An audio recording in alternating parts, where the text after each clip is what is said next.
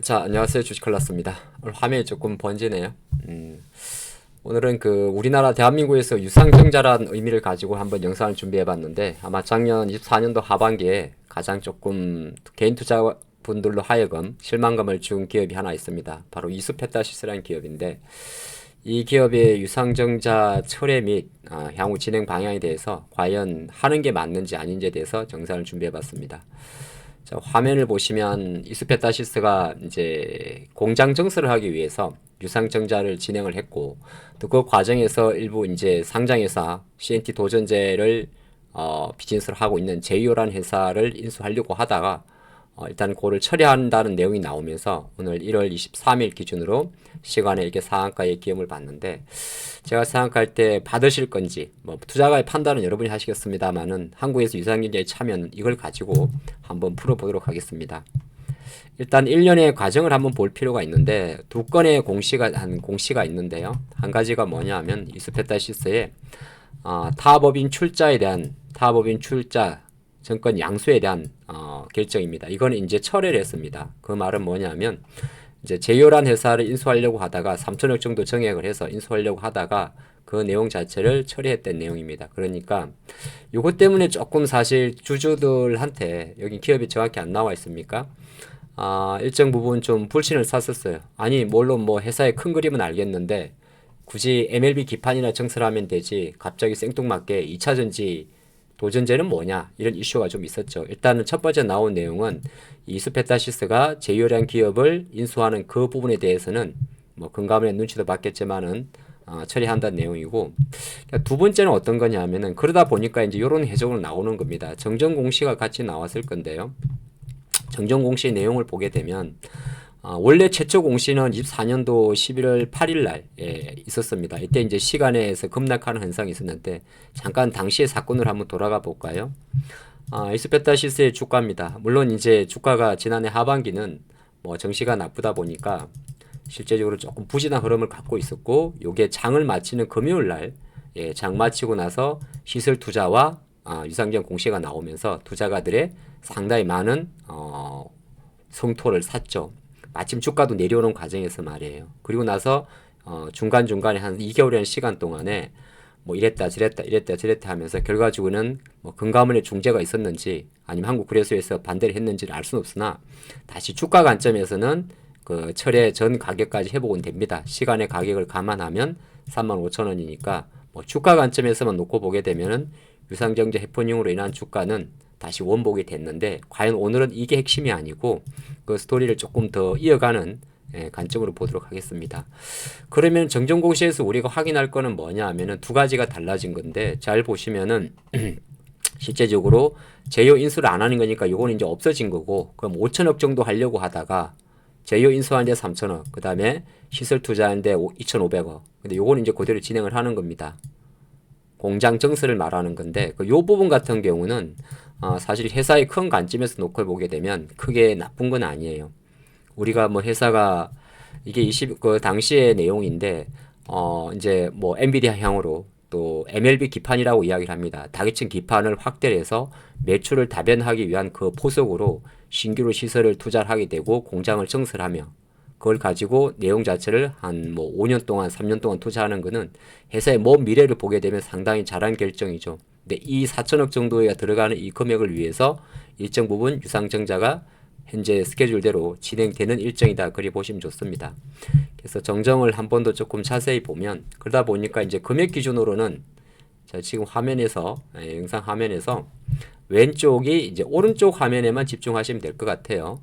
그래서 이제 금액 주식수는 한 원래 2천만 주에서 1천만 주 정도로 되는 거고, 예상 금액은 한 2,500억 정도입니다. 이거는 이제 한 25,000원 정도의 24,600원 정도의 유상증자 발행 가액이 나온다는 거죠. 확정은 아니에요. 그래서는 이제 유상증자 발행 규정에 따라서 최종 확정일을 이렇게 차후 기간에 4월 4일 기준으로 확정을 할 수가 있습니다. 그러니까 아직은 24,600원이 확정가가 아니라는 거죠.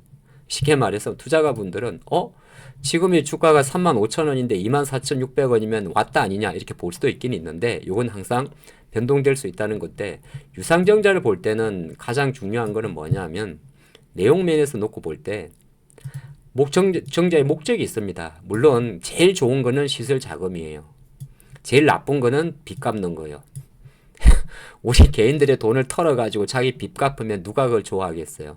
근데 시설 자금이란 거는 뭐 우리나라 한국에서 사실은 그 기업의 미래를 5년, 10년을 보고 투자하는 경우는 잘 없습니다. 한다고 하더라도 주가라는 거는 글로벌 외부 환경에 따라서 변하니까. 하지만 유상증자의 목적 한 6가지 중에서는 제조적인 측면에서는 뭐 다른 법인을 취득하는 것도 나쁜 건 아닌데 가장 좋은 거는 회사가 어떤 그 사업의 미래를 보고 공장을 짓는 거는 사실 자금의 조달 용처의 입장에서는 되게 긍정적인 거예요. 그러니까 내용은 나쁜 건 아닙니다.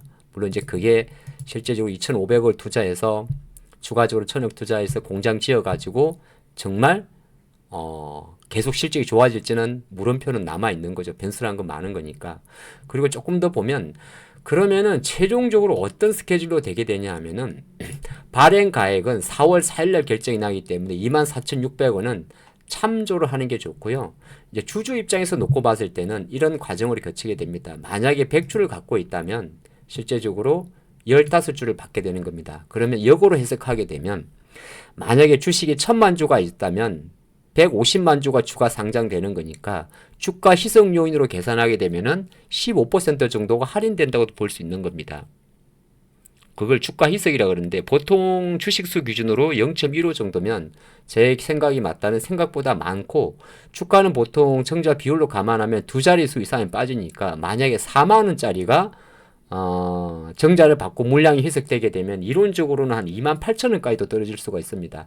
그게 이제 나중에 주가 관점에서 말하죠. 근데 이거는 미리 계산할 수는 없습니다만은 생각보다 여전히 유상증자 비율이 높은 거는 사실입니다. 1,000만 주라는 수량 자체가. 그건 한번 캐치해야 될 부분이고 어떤 것 때문에 그러냐면 향후에 물량이 이제 물량이 상장되는데 물량이 대략적으로 예정 스케줄에 의하면은 지금 4월달 4월 4일 정도에 최종 발행 가액이 결정되게 되면 물량 상장일은 청약을 거쳐가지고 한 4월 초순 정도에 우리 사주 조합부터 청약을 하고 일반 주주 같은 경우는 4월 초순에 청약하는 과정으로 가는데 이거는 뭐 특별히 번복될 가능성은 낮습니다. 뭐 실건되면 모를까요?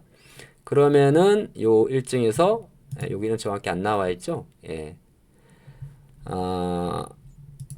최종 물량 상장은 5월 1일입니다. 5월 1일 날 이제 청약을 받은 물량들이 상장이 되는 거고 내가 유상증자를 받을까 안 받을까의 최종 기준일은 신주 배정 기준일이라고 해요. 그거는 2월 25일입니다. 그러니까 2월 25일이 기준일이니까 2월 24일이 하루 전날이 배당 날일이 되겠죠. 유상증자를 받는 사람과 받지 않는 사람의 가격 보정을 말하는 겁니다. 그리고 만약에 내가 주주 입장에서 유상증자를 받기 싫다고 생각하시는 분은 최소한 이틀 전 23일까지 영업일수를 감안한 겁니다. 매도해야 되는 거고 24일이 되게 되면 기준일이 이틀 전이니까 확정 발행가 그걸 감안해가지고 실제적으로 나중에 이제 가격이 변하게 되는 겁니다. 권리락이 나오게 되는 거죠. 조금 이야기가 좀 복잡해졌나요? 그러니까 내가 최종적으로 이수페타시스의 유상증자를 주주 입장에서 받을지 안 받을지는 기준일 이틀 전에 결정을 해야 됩니다. 갖고 있는 주식을 판다든지. 또 거꾸로 나는 그러면 그런 전략도 있어요. 어차피 권리락이란 게 주가가 빠지니까 하루 전날 빠졌을 때 내가 사는 사람들은 유상증자는 받지는 않겠지만은 신규로 매매 차익을 노리시는 분들은 권리락이라고 한 게 바로 전날이니까 24일 아침을 보면 되는 겁니다. 물론 오늘은 뭐 그게 핵심은 안 되는데 그리고 정자를 받은 물량은 언제 팔 수 있냐? 5월 1일 날 팔 수 있는 거예요. 이게 이제 1년의 과정이고 제가 여기 적어둔 거 이제 이 관점에서 받으실 거에 대한 이야기를 가지고 잠깐 좀 분석을 해보면 이 수페타시스란 기업은 여러분 잘 아시겠지만은 대표적인 MLB 기판 쪽입니다. 이 회사 같은 경우는 사업 분야를 보게 되면 상당히 다양한 곡이 있는데 원래 메인 사업은 PCB 기판인데 기지국 쪽이 좀 많았어요. 기지국 쪽이 많고 그 외에도 이제 엔비디아라든지 반도체로 오면서 네트워크 장비라든지 서버 스토리징 장비 이런 쪽으로 사업을 확대하게 됩니다. 그래서 크게 보게 되면 뭐 기지국이나 이런 쪽은 어느 정도 한계가 있기 때문에 반도체 관련해서 서버나 스토리징 장비, 네트워크 장비 쪽으로 계속 이제 공장을 증설하는 걸 말하는 거거든요. 내용을 보면 그리 나쁘진 않습니다. 나쁘진 않는데 제가 이 회사를 좀 깊게 과연 지금 시가총액이 주가가 이제 23년도에 대략적으로 한 5천 원 정도 있었죠. 5천에 있던 주식이 5만 원이니까 속칭 텐베거 10배가 났습니다. 과연 이 3만 원이라는 가격이 이 가격에 맞나 안 맞나를 조금 고민할 필요가 있어요. 무슨 말이냐면 정자라는 것은 실제적으로 가격 자체가 지금의 가격을 기준으로 평가하게 됩니다. 아까 4월 같은 경우도 현재 가격 기준으로 공시 규정을 보게 되면 가격을 정할 때 여기 조금 디테일하게 안 나와 있을 건데 나와 있는데 상품 규정이 좀 많습니다만은 보통 주가를 산정할 때는 이런 방식으로 정하게 돼요. 글자가 조금 작은데 그 기산일을 잡아가지고 1개월 가중 산술 평균 주가, 일주일 가중 산술 평균 주가, 당일날 산술 평가 중에서 낮은 거 합니다. 가중 산술 평균 주가라는 거는 주가와 거래량의 평균치를 합산한 걸 말하는 거고요. 그러니까 무슨 말이냐면 기준일이 되는 시점에 주가를 가지고 발행을 하기 때문에 혹시 많은 투자자분들이 오해할 수 있는 24,400, 600원은 절대 싼 게 아니라는 겁니다. 쌀 수도 있고 비쌀 수도 있습니다. 올라가진 않아요, 참고로. 내려올 수는 있습니다. 한 15% 정도. 자, 그 과정을 말씀드리고 두 번째 이제 조금 본론 분석으로 들어왔는데 자, 정액을 하고 이렇게 줬습니다. 근데 지금 시가총액이 대략적으로 2조 정도를 해요. 물론 뭐 반도체 장비주들이 비싸지 않은 회사가 없긴 없습니다만은 보통 제조업을 갖고 있기 때문에 2조라는 거는 우리가 만약에 시가총액이 2조면은 나누기 10을 한번 해보세요. 10. 나누기 10을 해가지고 그게 영업이익이 만약에 2천억 정도가 나오면은 제 단순 계산으로는 보통 나누기 10을 하면 그게 이제 시총이 대략 시총이나 대략 그 영업이익이 나옵니다. 그러니까 조금 뭐 밸류라는 건 사실 여러 가지 이제 성장성에 따라서 랜덤하게 이루어지게 되는데 이 기업의 지금 현재 이수페타시스의 실적 추이를 보면요. 24년도 기준으로 잘 나갔댔습니다만은 매출이 8천억 정도에 영업이익이 1천억 정도 나왔습니다. 그럼 이제 이거는 뭐 지금이니까 뭐 그렇다 치더라고요. 1천억 나와도 1천억 나오면은 쉽게 말해서 아까 시가총액이 2조 정도면 20배 정도가 되는 거거든요. 영업이익 기준을 놓고 봤을 때도. 근데 이제 HBM 장비에 대한 엔비디아 납품에 대한 뭐 그런 걸 멀티플을 준다고 하면 사실 뭐 싸다 비싸다의 어떤 논리를 설명할 수는 없는데 아무 미래를 놓고 봤을 때 그러면 정설을 하고 나중에 실제적으로 물론 이 FM 가이드의 컨센서스는 많이 변할 수는 있긴 있습니다만은 아직은 이 회사가 정말 2천억을 벌지 않을지는 알 수가 없습니다. 그게 제가 이런 부분을 고민하는 부분이에요. 실제적으로 유상증자를 단행을 할 때 기업들이 주가가 상당히 좋을 때 많이 합니다.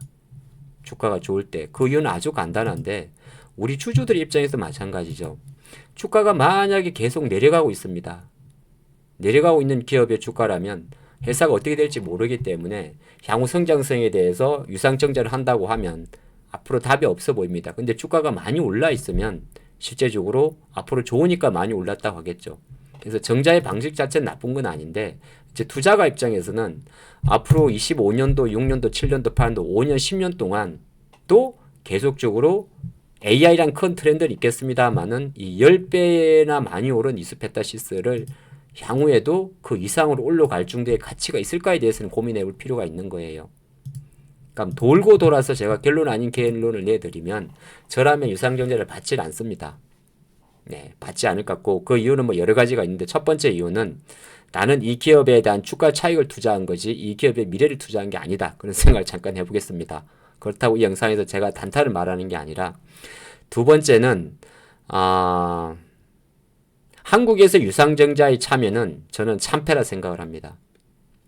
그 가장 큰 이유는 한국의 기업들이 장기적으로 5년, 10년 동안 글로벌 지배력을 갖는다든지 어떤 부품 회사와 하더라도 외국계의 글로벌 부품 회사라든지 장비 회사와 견주었을 때 압도적 지위와 위치와 가격 결정을 갖고 있는가에 대해서는 항상 의문점이 있다는 겁니다.